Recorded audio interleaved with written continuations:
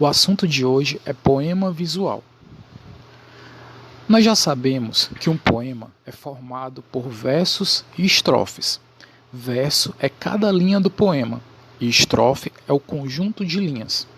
Mas hoje nós vamos estudar um outro tipo de poema, o poema visual, também chamado de poema concreto. Esse tipo de poema se caracteriza pela presença de palavras e imagens, mas não é simplesmente juntar uma imagem a uma palavra. Aqui, a imagem vai ser formada através de palavras. Observe esse exemplo, a imagem de uma xícara. E essa imagem foi formada através de palavras. Então, esse é um exemplo de poema visual. Eu vou deixar vocês com outros exemplos de poemas visuais.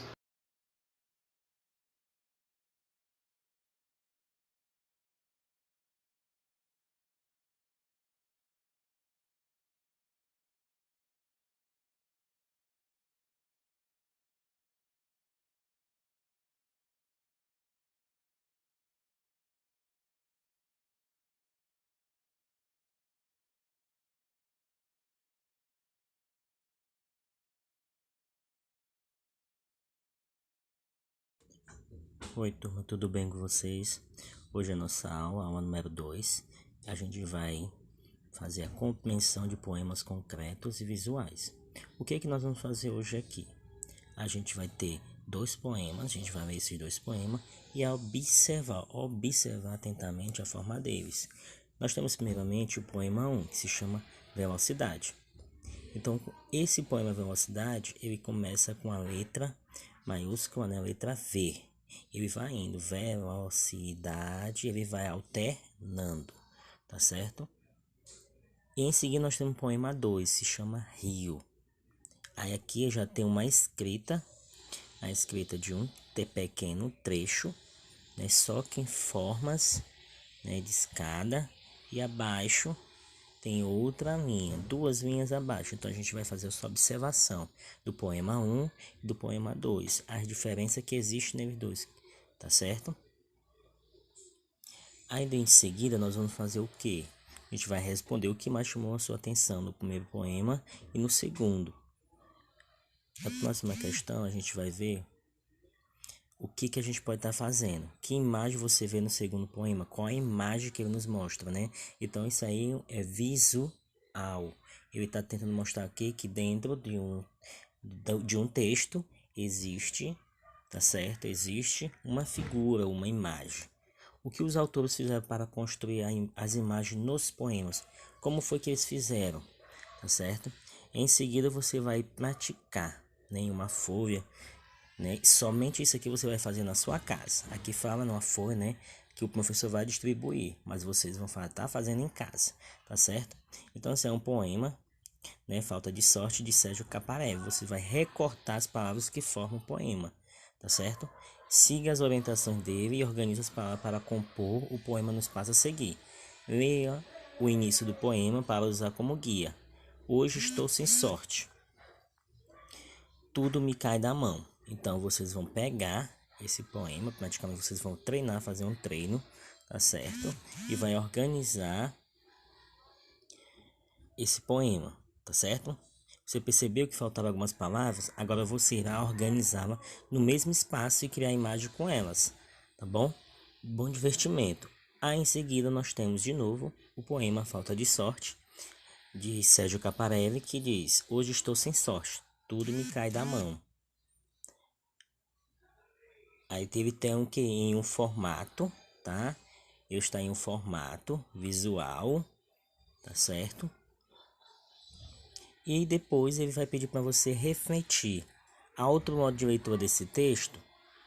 Se você pegar de várias formas, tem outros modos também, tá certo? Quais foram as diferenças entre o poema de Sérgio Caparelli e o poema organizado por você? O que acontece com a palavra cair no poema? Tá bom então? Então é isso, gente. Nossa aula. Hoje a gente voltando aqui o nosso assunto, tá? A gente tem aqui na página 102 e 103, nós temos uma atividade, tá bom? E nessa atividade a gente vai representar o ábaco a seguir um dos números que você formou e depois registra abaixo do ábaco, usando o algarismo. Esse aqui, ele vai de acordo com esse número que você escreveu aqui na atividade anterior, tá certo? Agora monte esse número com as fichas sobrepostas e registre o número do quadro valor lugar, tá bom? Então assim, você pode estar montando aqui nessa ficha amarela aqui, e nessa azulzinha temos o que na primeira classe? Temos a unidade simples, que é de primeira ordem, que é a unidade. Nós temos a segunda ordem, que é a dezena, a casa dos 10. E temos a terceira ordem, que é a centena, né, que são em 100, 100, 200, 300, 400. E na segunda classe de milhares nós temos a quarta ordem, tá bom? Que é a unidade de milhar. E temos a dezena de milhar e a centena de milhar, que aí vem os 1000, tá bom? Quantas ordens algarismo tem o número que você representou? Agora compartilhe com seus colegas a resposta que você encontrou. O número que eles registram é igual ou diferente do seu. E aqui a gente vai discutir, tá? Vamos conversar sobre as soluções que juntos construímos. Os possíveis números formados pelos algarismos 0, 1, 2 e 9, usando todos os algarismos fornecidos sem repeti-los. São, aqui vocês vão utilizar esses 4 números e vai ver quais deles vocês conseguiram formar com esses 4 números, porque tem possibilidade de ser mais de um, ok? Agora a gente vai ver aqui, observe que cada número construído acima tem 4 algarismos, portanto são 4 ordens. Exemplo, de forma de representação para alguns e por extenso, tá? Eu tenho o que? 1029. Eu tenho 1029. No segundo número eu tenho 1209.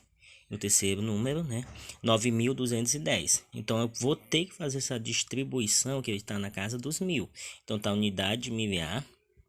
E vamos lembrar que as letras presentes no ábaco, ela tem significado importante, tá? Que U representa a unidade, o D a dezena, o C a centena e M milhar, ok? Então lembre-se de que, né, o exemplo de representação usado das fichas sobreposta para número de 12.209, que é o 1209, tá bom?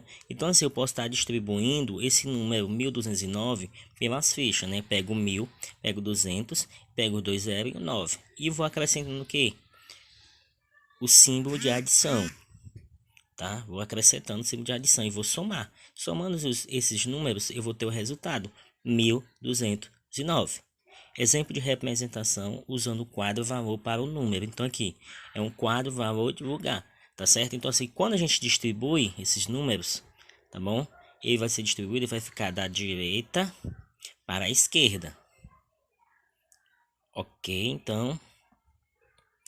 E aqui a gente vai ver aqui a retomada. Você aprendeu a ler, a escrever e a representar número de até quarta ordem, ou seja, a unidade de milhar.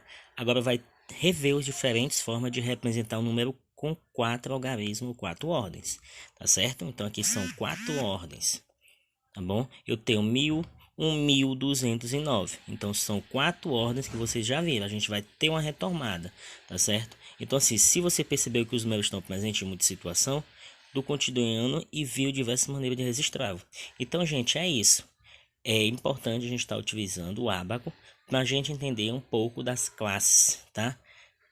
Do quadro de valor e lugar, porque ele tem importância sim.